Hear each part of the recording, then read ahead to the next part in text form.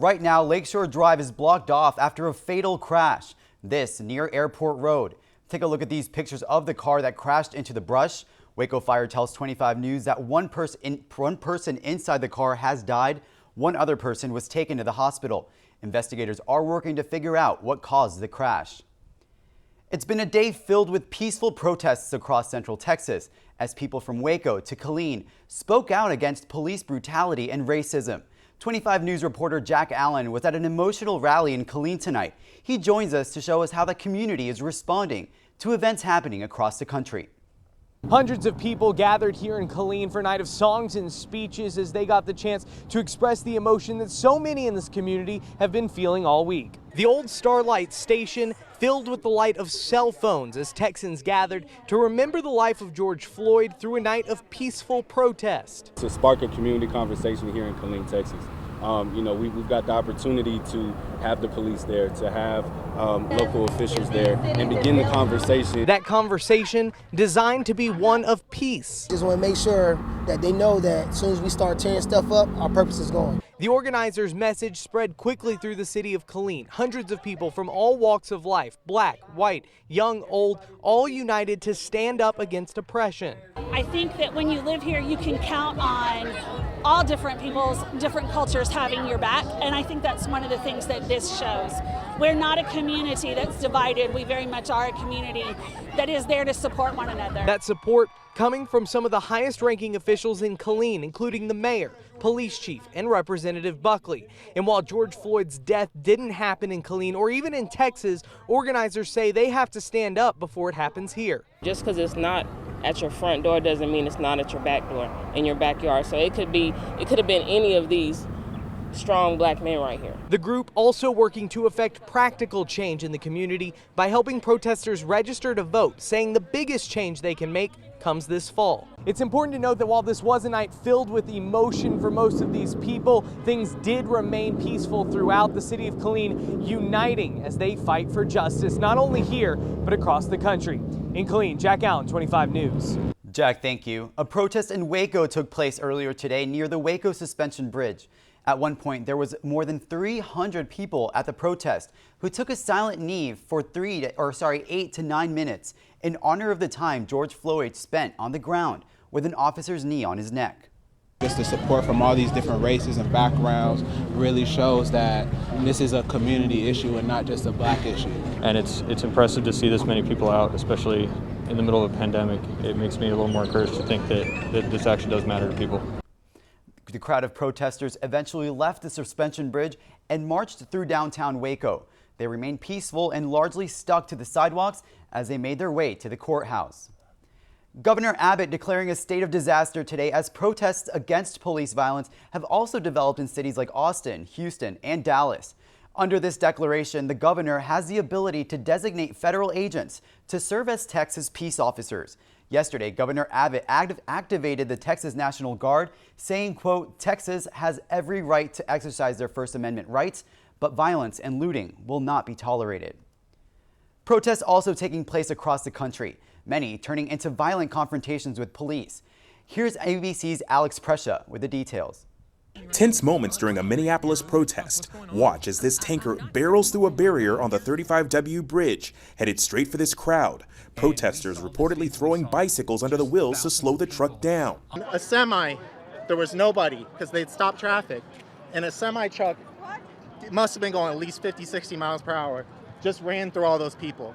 No word yet on the person behind the wheel, sheriff's deputies then moving in to clear the area. This crowd had gathered in a peaceful protest, like many mourners today, paying respects to George Floyd, a black man who died after being pinned down by Derek Chauvin, a white Minneapolis police officer. Investigators looking at new videos showing what appears to be minutes before George Floyd was pinned to the ground and died. Floyd can't be seen on the video, but you can see one officer leaning into the police car, scuffling with Floyd. Please disperse or you will be arrested. This following another night of protests, police firing tear gas and rubber bullets trying to disperse the crowds. Local authorities saying they've intercepted communications from extremist groups they believe are using peaceful demonstrators as a cover to cause mayhem. When we see people setting our buildings and our businesses ablaze, we know those are not people who are interested in protecting Black lives. Numerous states have activated the National Guard to try to calm the unrest. In New York City, at least 345 people were arrested overnight, 33 officers injured, and 27 police vehicles damaged.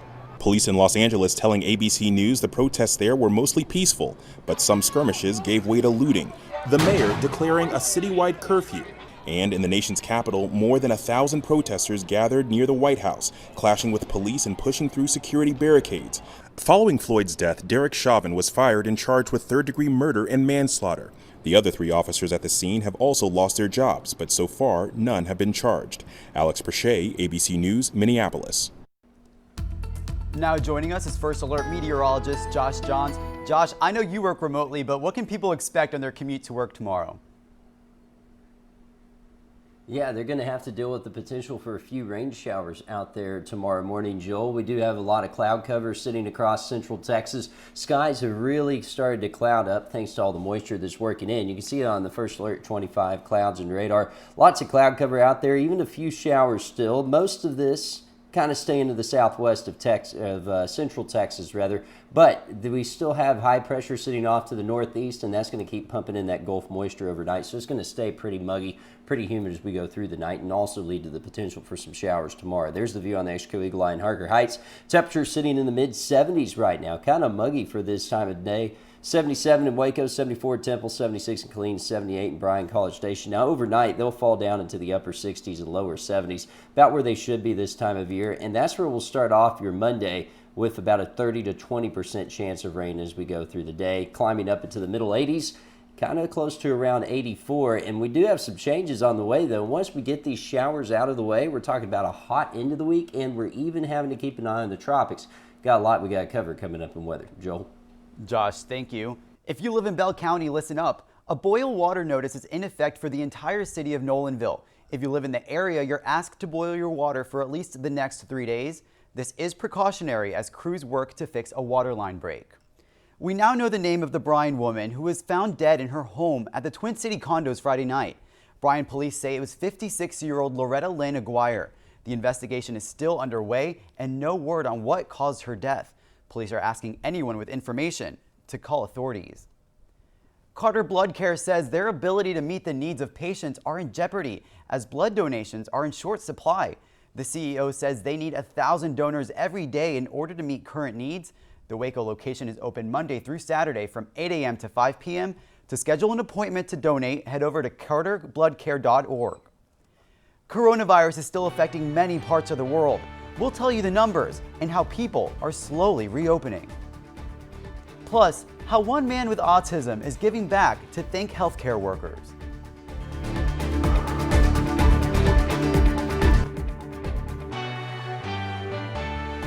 Now to the latest on the pandemic as the world reaches another dreadful milestone. ABC's Trevor Alt joins us with the latest. As all 50 states loosen restrictions, a grim milestone has been reached. 6 million coronavirus cases confirmed worldwide. And with so many protests taking place across the country overnight, demonstrators crowded together, many without masks, officials are concerned about protesters failing to heed social distancing guidelines. You have a right to protest, but you don't have a right to act in a way that's going to jeopardize public health. 14 states and Puerto Rico are seeing a rise in cases. Authorities in Missouri now confirming a case of COVID-19 tied to that alarming video from Memorial Day weekend. Pool parties packed with people in the Lake of the Ozarks. We now know an infected partygoer in that crowd visited at least 4 establishments before testing positive. Officials are now working to inform those who may have been exposed. In the same county, a daycare center that filed a lawsuit against the shutdown orders is now asking families to quarantine after an asymptomatic child tested positive. We knew that there was going to eventually be a case of COVID-19 at Tiger Tots. It had to be expected. The Supreme Court ruling 5-4 on Friday against the reopening of churches in California and Illinois, saying they must abide by local laws. In Florida, Miami Beach is set to reopen Monday after being closed for 10 weeks. There, masks must be worn at all times unless you're in the water. Trevor Alt, 25 News. Trevor, thank you. Here's the latest on COVID-19 cases in Central Texas and across the U.S. Right now, nationally, Johns Hopkins reports more than 1.7 million cases with more than 104,000 deaths. In Texas, 64,000 cases have been reported, but only around 19,000 of those are active. More than 1,600 deaths have also been reported. In McLennan County, there are 10 active cases with 104 recoveries. Bell County reports 154 active cases with 191 recoveries. That's according to the Texas Department of State Health Services. Meanwhile, in Brazos County, 281 cases are active right now with 183 recoveries. President Trump says he's postponing the G7 summit after leaders were hesitant to attend due to COVID-19. President Trump told reporters yesterday that the change is to invite additional countries. The G7 is usually comprised of world economic leaders. Trump says he'd like to add Russia, Australia, India, and South Korea to the invite list.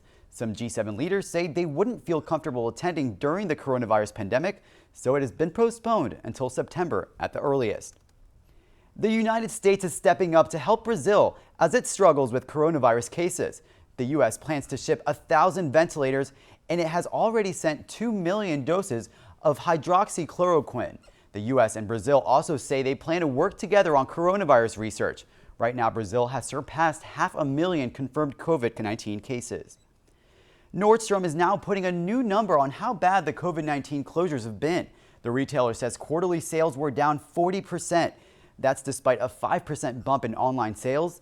About 40% of Nordstrom stores have now reopened.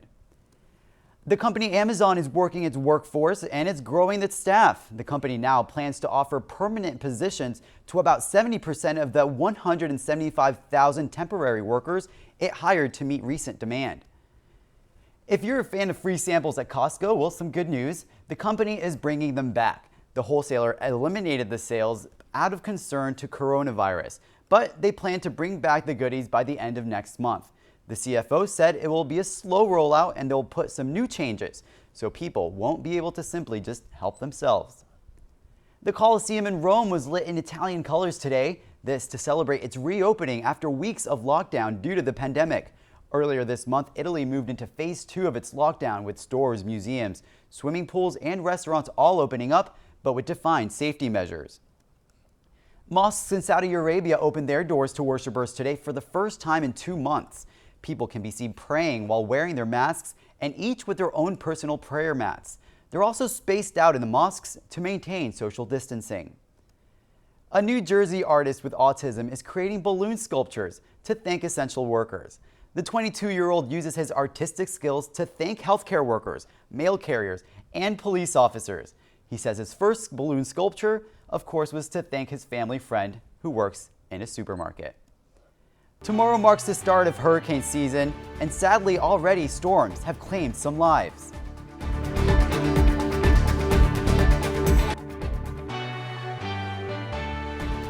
The first American astronauts to launch from U.S. soil in nearly a decade are now on board the International Space Station. Here's ABC's Gio Benitez with the details.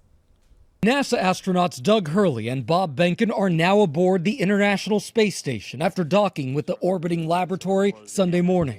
We have Bob Behnken from SpaceX Demo 2 mission entering the International Space Station, followed by Doug Hurley. Greeted by fellow American and Navy SEAL Chris Cassidy, who has been on the space station since April, and 2 Russian cosmonauts. Obviously been our honor to be just a small part of this. We have to give credit to SpaceX, the Commercial Crew Program, and of course NASA. It's great to get the United States back in the crewed launch business. Mission Control asking the men if they got any sleep during the 19-hour journey. We did get probably a good 7 hours or so. The first night is always a little bit of a challenge, but the Dragon was a slick vehicle. The mission making history on Saturday. 3, 2, 1, 0. Ignition. Liftoff. As Behnken and Hurley became the first American astronauts to blast off into space from U.S. soil for the first time in nearly a decade. Today we accomplished the first flight off the Florida coast in quite some time. They are also the first crew to orbit the Earth in a spacecraft built by a private company, SpaceX, created by Elon Musk.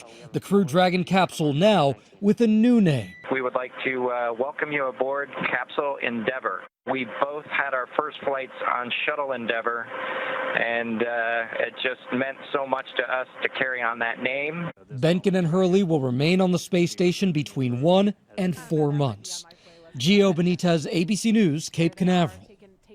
Tropical storm Amanda made landfall today, killing at least 11 people in El Salvador. The president declaring a state of emergency for 15 days due to heavy rains. The storm could cause even more rain in Mexico and Central America that could lead to dangerous floods and landslides. Now joining us is First Alert meteorologist Josh Johns. Josh, tomorrow, I guess in just a few hours, it's the start of hurricane season. It is, and what's crazy is we've already had 2 storms in the Atlantic and now 1 in the Pacific. So a little bit of an early start to hurricane season here across the world, rather. And one way we track hurricanes is with maps. And here at First Alert 25, we're excited to debut a new way for you to see the storms on our maps. We've been hard at work behind the scenes, the whole team has, in developing these, and so we want to go ahead and show you our new maps here. As you now see, they have a little bit of a gray background. That's designed so that the radar can pop a little bit more. You're going to have no problem picking out where a storm is across central Texas. And right now on radar, nothing's showing up there, but let's kind of show you some of this. Bell County, nothing showing up there, but look at the detail on this. Look at the lakes really popping. You won't have any issue telling when a storm is about to hit Lake Belton or when it's going to go down the Brazos River bottom there in McLennan County, also Falls County. In Coryell County, nothing there either, but you also see the detail on the mountains, or on the hills rather, there, and then down into the Brazos Valley. Real easy to find Bryan College Station. So we're excited to use these maps. We're going to be using them a lot more to show you how to tell the weather a little bit better. Plus, we got more exciting things on the way here from First Alert 25. So be staying tuned. Got a lot of cool things coming in. Radar showing you nothing out there right now. We did have a few showers and thunderstorms this afternoon, but for the most part, these have weakened. There may still be a spot shower as we go through the night, and Future Track shows the potential for this, but I think by and large, the night's going to be pretty quiet. Tomorrow, though, all the moisture that's hanging around should lead to another round of showers and thunderstorms trying to pop up across central Texas.